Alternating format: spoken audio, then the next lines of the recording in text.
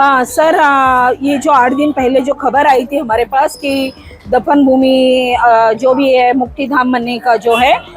वो बनने जा रहा है और हमारे घर से 300-400 मीटर ही दूरी पे था। तो कहीं ना कहीं ये हमें बहुत बड़ा आघात लगा था। हमने वहाँ बहुत महंगे घर खरीदे हैं, ब्याज का रेंट भी महंगा जाता है उधर। हमने बहुत ज़्यादा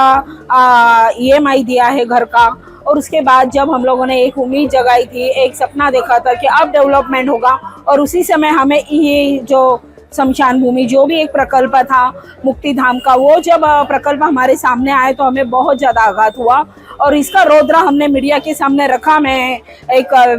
मतदाता होने के नाते हमारे लोक प्रतिनिधि के पास हमारा हक होता है और उस हक के नाते हमने अपने रौद्र को सर के पास रखा और सर के मीडिया के माध्यम से, दबंग न्यूज़ के माध्यम से और भी खबरों के माध्यम से हमने ये सर को ये खबर दी कि सर ये इस तरह का प्रकल्प मत लाइए, कहीं ना कहीं हम धीरे धीरे मर के आपके उसी प्रकल्प में हम लोग को भी जलाया या दफनाया जाएगा। और हमारे घर की बहुत करीब एक ऑलरेडी शमशान भूमि है और वहाँ कितनी मात्रा में लोगों की नोंदनी होती है वो देखना चाहिए था। उसके बाद इस प्रकल्प को अंजाम देना चाहिए था। ये मीटिंग में कहीं ना कहीं राजनीतिक रंग भी खेला गया, मैं इसे नकारूंगी नहीं। और उस रंग में हम लोग हाँ नहीं करते करते जैसे ही दूसरे दिन जब दबंग न्यूज़ की खबर आई और हमें पता चला प्रताप सरनाइक जी ने उनसे ये बात की कि नहीं, मैं यदि लोक प्रतिनिधि हूँ और जनता की बात मैं समझता हूँ, सुनता हूँ, तो यदि उनका निवेदन आता है इस तरह का कुछ भी तो मैं जरूर उस निवेदन पे गंभीरता से सोचूंगा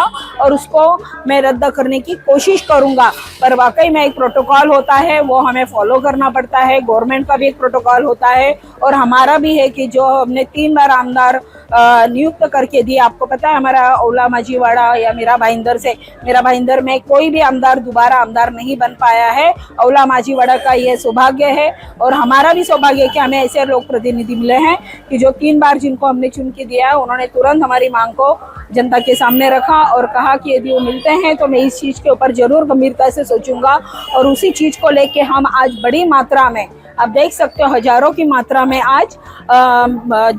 जनप्रतिनिधि बन के हम आए और हम मतदाता बन के आए या एक भावुक रहवासी बन के आए और सर ने हमें सरप्राइज किया। मैं बहुत खुश हूँ। मैं मीडिया की भी आभारी हूँ क्योंकि उन्होंने पहले भी मेरी न्यूज़ को दिया है, हमारी आवाज़ को दिया है, हमारी सोसाइटी के परिसर को दिखाया है क्योंकि हम लोग के परिसर से काफ़ी नज़दीक था। बस ये साइड हमारी बिल्डिंग है, अगले सामने हमारे वो ये बन रहा था, शमशान भूमि बन रही थी। और मैं दिल से, आप लोग का तहे दिल से मैं सभी का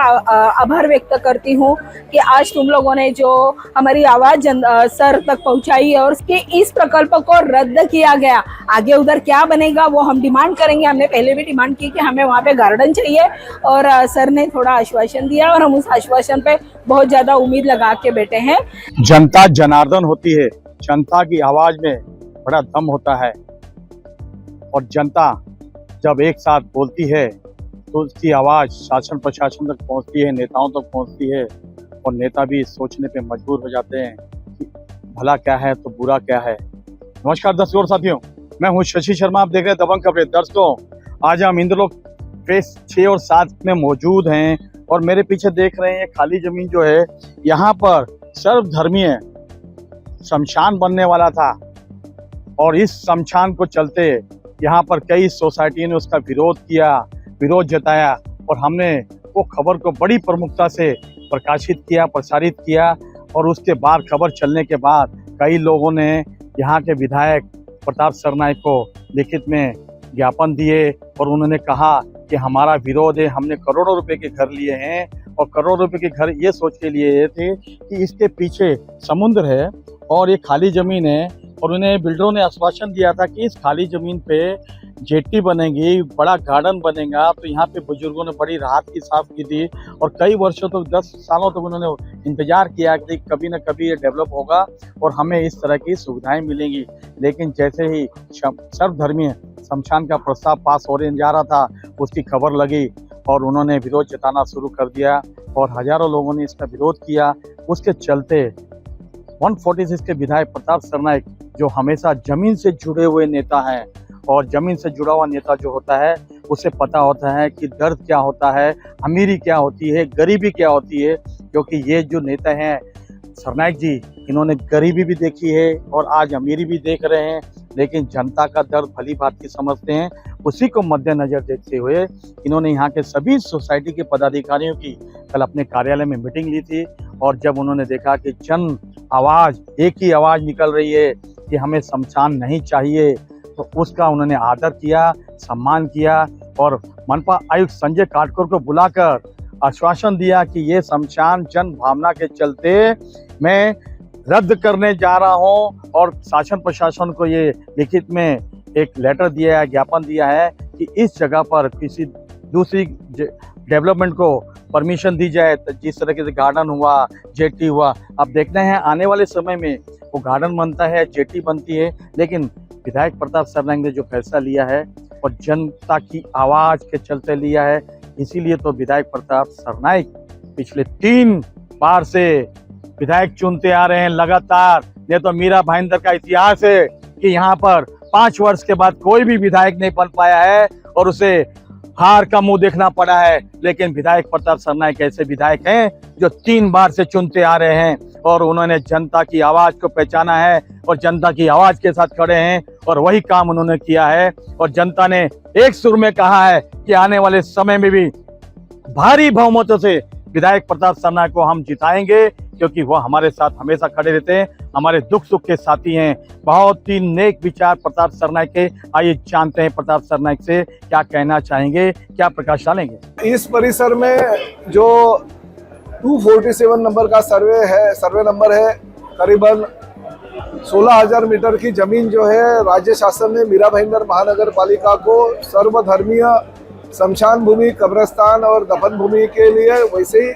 जो घर में प्राणी मित्र संगठनों की मांग की थी कि घर में जो पाले जाने वाले डॉग्स है, कैट्स है, उनके लिए एक अंत्यविधि का व्यवस्था होना चाहिए। और इस माध्यम से राज्य शासन से माननीय मुख्यमंत्री एकनाथ शिंदे साहब ने मुझे 50 करोड़ का निधि दिया था। उस निधि में से 15 करोड़ रुपए मैंने इस दफन भूमि और कब्रिस्तान और स्मशान भूमि यानी स्मृति उद्यान के लिए दिया था। मगर इंद्रलोक परिसर में रहने वाले बहुत सारे सोसाइटियों ने, बहुत सारे नागरिकों ने मांग की थी कि हमारे घर के सामने ये जो स्मृति उद्यान है वो हो रहा है, जो शमशान भूमि है वो हो रही है, हमारा इसके लिए विरोध है। बहुत आंदोलन चल रहा है, लोगों ने मतदान के ऊपर बहिष्कार करने का भी निर्णय लिया था। तो लोक प्रतिनिधि के तौर पे मैं पिछले 15 सालों से इस शहर का प्रतिनिधित्व कर रहा हूँ और ऐसे वक्त अगर लोक भावना की कदर करना या उनका आदर करना मैं मेरा कर्तव्य समझता हूँ। लोगों को जो चीज़ चाहिए वो तो देनी चाहिए और लोगों का अगर विरोध होना तो बिल्कुल नहीं करना चाहिए, ऐसा मैं मेरा धर्म समझता हूँ। मगर साथ ही में देखिए, मीरा भाईंदर शहर में सभी जाति धर्म के लोग रहते हैं। हाँ, हिंदुओं की संख्या बहुत बड़े पैमाने पे है, मगर यहाँ पे रहने वाले जो मुसलमान हैं, लिंगायत समाज के लोग हैं, जन धर्मगुरु जो है उनके लिए जगह लगती है, प्राणी मित्र संगठन की मांग है, दफन भूमि है, तो इसके लिए भी जगह तो देने की जरूरत है। अगर हमने जब राज्य शासन को विनती की तो राज्य शासन ने भाईंदर वेस्ट में उत्तर परिसर में 352 नंबर का जो सर्वे नंबर है वहाँ पे भी एक जगह जो है हमें दी है। तो वो जगह भी बड़ी है, तो जो हमारे बाकी के समाज के लोग हैं उनके लिए वो जगह पर्याप्त है। इसलिए यहाँ का जो निधि है, क्योंकि ये नागरी बस्ती में है, वो जो 352 नंबर का जो सर्वे नंबर है वो नागरी बस्ती के बाहर है, तो ये जो निधि है इसमें से कुछ निधि वहाँ पे वर्क किया जाएगा ताकि लोगों की सुविधा जो है सुविधा हो सके। एक बात है कि जरा थोड़ा नागरी बस्ती से बाहर शहर के एक कोने पे है, मगर ठीक है, सुविधा जो है सुविधा कहीं पे भी हो लोगों को मिलनी चाहिए, ये मत मैं व्यक्त करता हूँ। क्योंकि हमारे पास बहुत सारे समाज के लोग आए थे तो उनका जो कहना है वो भी हमें लोक प्रतिनिधि के तौर पे मानना पड़ेगा। मैं हिंदू हूँ, इसका मुझे बहुत अभिमान है, मगर साथ साथ लोक प्रतिनिधि के तौर पे हर धर्म का सम्मान करना मैं मेरा कर्तव्य समझता हूँ। इसलिए मैं यही चाहता हूँ कि यहाँ पे लोगों के विरोध के कारण ये जो शमशान भूमि बन रही थी वो नहीं होगी, मगर हाँ, मीरा भाईंदर में भाईंदर वेस्ट परिसर में 352 क्रमांक का जो आरक्षण है, जो सर्वे नंबर है, वहाँ पे ये जो राशि है वो निधि जो है वो वितरित की जाएगी।